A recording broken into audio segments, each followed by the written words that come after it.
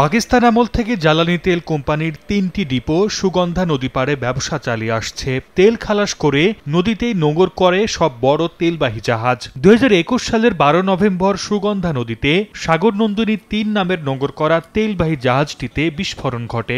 বছর না যেতেই ২০২১ সালের ২৪ ডিসেম্বর সুগন্ধা নদীতে বরগুনাগামী এমভি অভিযান ১০ লঞ্চে আগুন লাগে।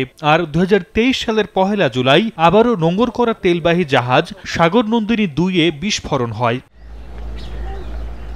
ঝালকাঠি নৌপথে পরপর ৩টি অগ্নিকাণ্ডের ঘটনায় দাবি ওঠে একটি নৌ ফায়ার স্টেশন নির্মাণের। শুরু হয় জমি নির্বাচন সহ কাগজপত্র চালাচালির কাজ, কিন্তু গত ৩ বছরেও হয়নি কোনো অগ্রগতি। এতে শঙ্কা আর ক্ষোভ সচেতন মহলের।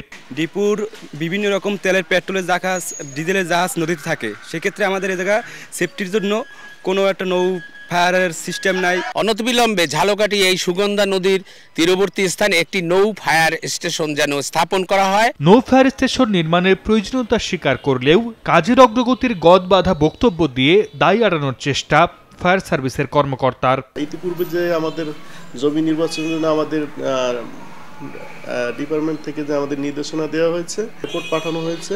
ঝালকাঠিতে নৌপথে ৩টি অগ্নিকাণ্ডে ৫৯ জনের প্রাণহানি হয়, আহত হয় শতাধিক।